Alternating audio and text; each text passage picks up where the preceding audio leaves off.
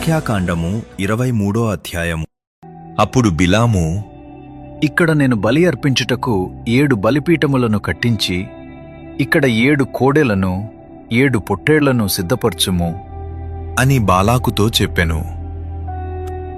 బిలాము చెప్పినట్లు బాలాకు చేయగా, బాలాకును బిలామును ప్రతి బలిపీఠము మీద 1 కోడెను 1 పొట్టేలును దహనబలిగా అర్పించిరి. మరియు బిలాము బాలాకుతో, బలిపీఠము మీది నీ దహన బలి యొద్ద నిలిచియుండుము, నేను వెళ్ళెదను. ఒకవేళ యెహోవా నన్ను ఎదుర్కొనునేమో, ఆయన నాకు కనుపర్చునది నీకు తెలియచేసెదను అని చెప్పి మెట్ట ఎక్కెను.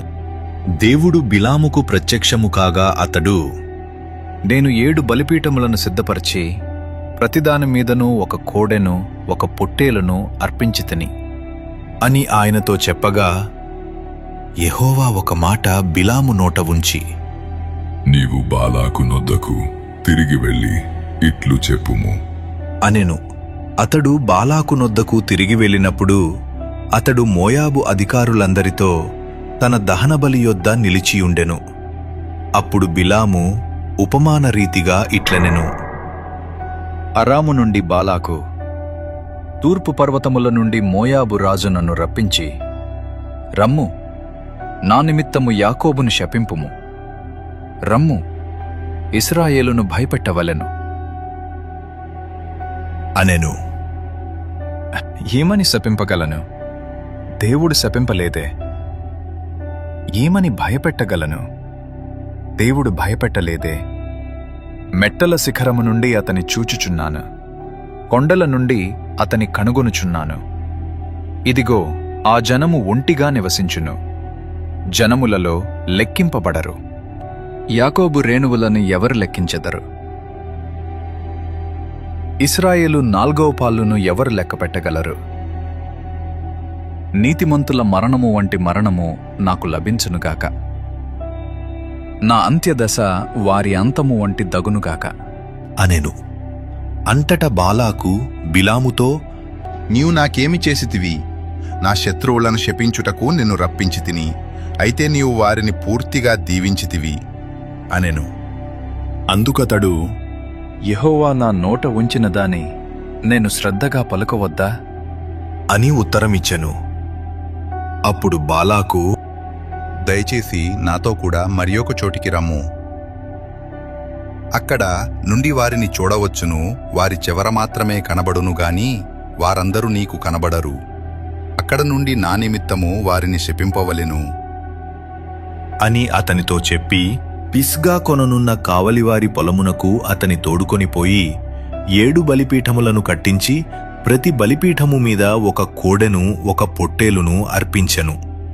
అతడు, నీవు ఇక్కడ నీ దహన బలి యొద్ద నిలిచియుండుము, నేను అక్కడ యెహోవాను ఎదుర్కొందును అని బాలాకుతో చెప్పగా, యెహోవా బిలామును ఎదుర్కొని ఒక మాటను అతని నోట ఉంచి, నీవు బాలాకు నొద్దకు తిరిగి వెళ్ళి ఇట్లు చెప్పుము అనెను. అతడు బాలాకు నొద్దకు వెళ్ళినప్పుడు అతడు తన దహనబలి యొద్ద నిలిచియుండెను. మోయాబు అధికారులును అతని యొద్ద నుండిరి. బాలాకు, యెహోవా ఏమీ చెప్పెను అని అడుగగా, బిలాము ఉపమాన రీతిగా నిట్లనెను. బాలాకు, లేచి వినుము, సిప్పోరు కుమారుడా, చెవి నొగ్గి నా మాట ఆలకించుము. దేవుడు అబద్ధమాడుటకు ఆయన మానవుడు కాడు, పశ్చాత్తాపపడుటకు ఆయన నరపుత్రుడు కాడు. ఆయన చెప్పి చేయకుండునా? ఆయన మాట ఇచ్చి స్థాపింపకుండునా?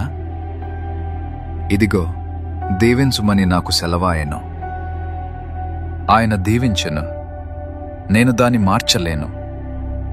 ఆయన యాకోబులో ఏ దోషమును కనుగొనలేదు, ఇశ్రాయేలులో ఏ వంకరతనమును చూడలేదు. అతని దేవుడైన యెహోవా అతనికి తోడయ్యున్నాడు. రాజు యొక్క జయధ్వని వారిలో నున్నది, దేవుడు ఐగుప్తులో నుండి వారిని రప్పించెను. గురుపోతు వేగము వంటి వేగము వారికి కలదు. నిజముగా యాకోబులో మంత్రము లేదు, ఇశ్రాయేలులో శకునము లేదు. ఆయా కాలములందు దేవుని కార్యములు యాకోబు వంశస్థులకు ఇశ్రాయేలీయులకు తెలియచెప్పబడును. ఇదిగో, ఆ జనము ఆడు సింహము వలె లేచును. అది సింహము వలె నిక్కి నిలుచును. అది వేటను తిని చంపబడిన వాటి రక్తము త్రాగు వరకు పండుకొనదు. అంతటా బాలాకు, నీవు ఏమాత్రమును వారిని శపింపను వద్దు, దీవింపను వద్దు అని బిలాముతో చెప్పగా, బిలాము, యెహోవా చెప్పినదంతయు నేను చేయవలెనని నేను నీతో చెప్పలేదా? అని బాలాకుకు ఉత్తరమియ్యగా, బాలాకు, నీవు దయచేసి రమ్ము, నేను వేరొక చోటికి నిన్ను తోడుకొని పోయేదను. అక్కడ నుండి నా నిమిత్తము నీవు వారిని శపించుట దేవుని దృష్టికి అనుకూలమగునేమో అని బిలాముతో చెప్పెను. బాలాకు ఎడారికి ఎదురుగానున్న పెయోరు శిఖరమునకు బిలామును తోడుకొని పోయిన తరువాత బిలాము, ఇక్కడ నాకు 7 బలిపీఠములను కట్టించి ఇక్కడ 7 కోడెలను 7 పొట్టేళ్లను సిద్ధపరచుము అని బాలాకుతో చెప్పెను. బిలాము చెప్పినట్లు బాలాకు చేసి ప్రతి బలిపీఠము మీద 1 కోడెను 1 పొట్టేలును అర్పించెను.